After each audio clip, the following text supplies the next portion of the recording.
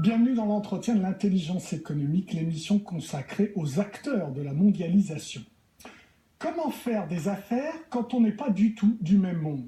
Pratiquer les langues étrangères est certes un atout, mais il ne suffit pas toujours. Si vous voulez implanter une usine en Chine, embaucher des Indiens, vendre vos produits au Brésil, etc., eh bien vous devez connaître la culture et même la mentalité de vos interlocuteurs. Mon invité est un spécialiste de ces questions. Il vient de publier un nouvel ouvrage intitulé Management et communication interculturelle aux éditions AFNOR. Bonjour Dominique Ray.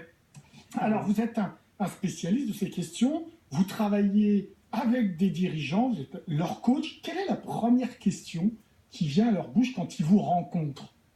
En général, ils rencontrent des problèmes.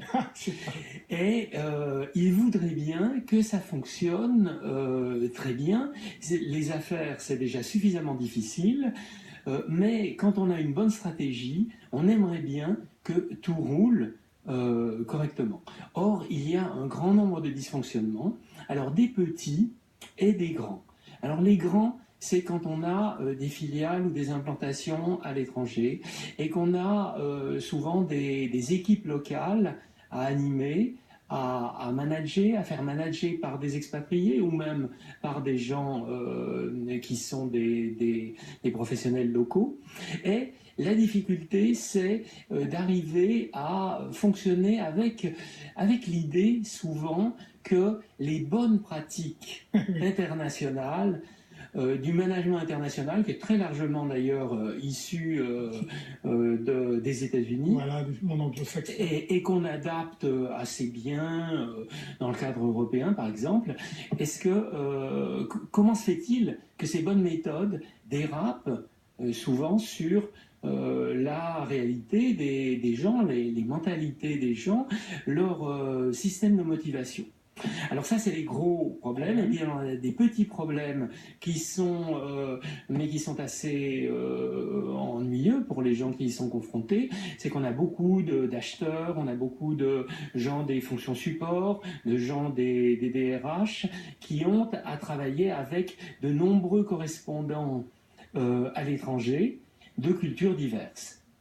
Alors, il y a une illusion qui est celle de la mondialisation, oui. C'est que avec cette mondialisation qui se développe depuis au moins 20 ans, on a une convergence des modes de fonctionnement. Et d'une certaine manière, c'est vrai que souvent on parle la même langue. Alors, le globish, l'anglais. Ça peut être, très souvent c'est le globish anglais, ça peut être aussi le français ou l'espagnol, etc. Mais de toute façon, ce sont des langues véhiculaires et c'est derrière ça, il y a la manière de penser, de percevoir les situations, d'agir et de réagir. Et ça, évidemment, c'est très différent. Alors, vous êtes un spécialiste globalement, mais vous avez également rédigé des ouvrages sur la Chine. Et évidemment, le pays qui s'est ouvert depuis un certain nombre d'années. Et là, vous avez rencontré encore plus de difficultés dans les problématiques d'intermédiation culturelle? Oui, alors là, effectivement, la Chine est un cas extrêmement intéressant.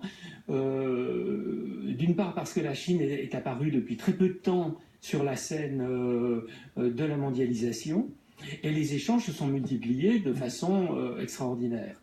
Et la culture chinoise, parce que c'est un très grand pays qui a résisté, qui a accepté certaines influences occidentales, mais qui a beaucoup résisté et qui a les moyens de le faire maintenant, avec sa puissance économique, eh bien, on a une culture qui est assez radicalement différente, opposée même à la culture occidentale. Alors d'ailleurs, à ce propos, vous publiez un schéma assez intéressant dans votre livre, sous forme de triangle. On va le voir, et vous mettez que, en gros, la Chine, c'est les relations, pragmatisme, l'opportunisme, la France, la raison critique et l'honneur, et les États-Unis, la loi, le process et le contrat. Oui, alors en effet, c'est tout à fait caractéristique. Ce schéma, effectivement, présente des grandes tendances. Alors évidemment, c'est une schématisation de la vision, de la perception des situations, et notamment des situations professionnelles. Donc en particulier, vous voyez que la culture de la France et des États-Unis sont différentes. Aux États-Unis, le contrat est extrêmement important, et on voit comment le contrat, les opérations juridiques, tout ça prend de plus en plus d'importance en Europe. On dit qu'avec la Chine, c'est difficile de faire des affaires avec les Chinois parce qu'ils changent d'avis souvent. Oui, alors les Chinois ont une vision du monde qui est très différente de celle des Occidentaux. Les Occidentaux visent la maîtrise du monde, la maîtrise des choses, la maîtrise de l'humain même, et les Chinois sont dans une position tout à fait opposée. C'est-à-dire que les Chinois, eux, ont une perception du monde comme constamment changeant, et dont les forces, agitées par des forces qui sont hors de la portée de la maîtrise humaine. D'où le sentiment qu'on a qu'ils sont versatiles, mais ils ne le sont pas en fait. Ils s'adaptent constamment à l'évolution de la situation. C'est-à-dire qu'ils tiennent compte des évolutions du contexte, et ils visent l'opportunité qui va leur permettre le moment précis où il va falloir agir de façon à se laisser porter par ces vagues des forces naturelles. Donc on comprend qu'avec le contrat ou la loi française, il y a un problème. On est rigide. Ah, vous dites que c'est nous qui sommes rigides. Ah oui, absolument. Oui, tout à fait. Tout à fait. Et les Chinois, eux, sont des gens qui, effectivement, acceptent ces mouvements du contexte. Et on voit, par exemple, dans la stratégie des entreprises de high-tech chinoises qui ont percé, bon, on connaissait la force des Japonais, des Coréens. Mais les Chinois sont arrivés dans la high-tech, en particulier dans l'électronique, dans les communications, et en 15 ans, ils sont arrivés au niveau supérieur parce qu'ils se sont laissés porter par les forces de l'évolution des marchés. Donc dans ces cas-là, vous conseillez quoi à vos dirigeants? De s'adapter, d'accepter ce type de situation et de faire avec? En tout cas, de comprendre que les Chinois fonctionnent d'une manière différente. Parfois, le mode occidental est plus pertinent, mais souvent, le mode chinois ou coréen ou japonais est plus indiqué. Et d'ailleurs, on voit que les méthodes qui autrefois étaient traitées dans la maîtrise, par exemple l'informatique, sont maintenant traitées avec des méthodes dites agiles, où les choses ne sont pas fixées, elles sont travaillées de proche en proche, en étant extrêmement pragmatiques, et ces méthodes-là sont directement issues des modes japonais, coréens, chinois, et en fait avec ce qui les réunit, c'est-à-dire une vision à la fois taoïste et confucianiste.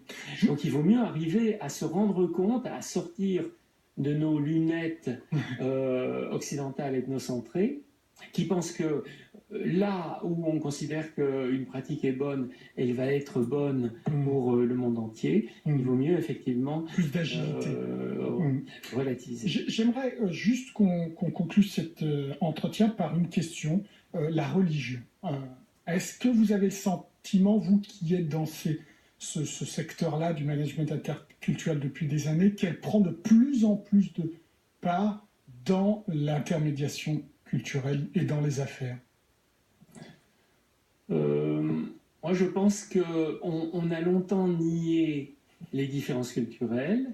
On les voit réapparaître. Et notamment par le biais de la religion?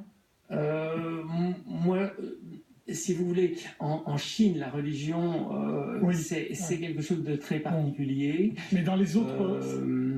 Et donc, moi, je pense que... Alors, si vous pensez, évidemment, on voit bien l'importance qu'on attribue aujourd'hui dans l'actualité à l'islam. Mais dans les affaires, et dans le fonctionnement des entreprises, les choses sont différentes, se présentent de façon différente.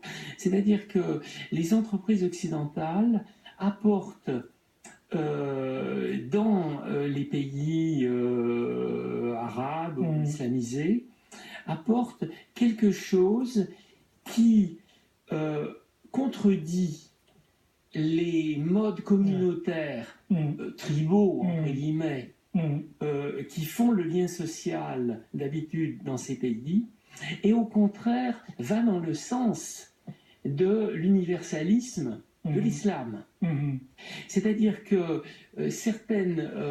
lorsque des entreprises occidentales s'implantent dans les pays arabes, ils apportent une vision universaliste, plus égalitaire, moins dans le lien social. Et qui peut se raccrocher. À l'islam.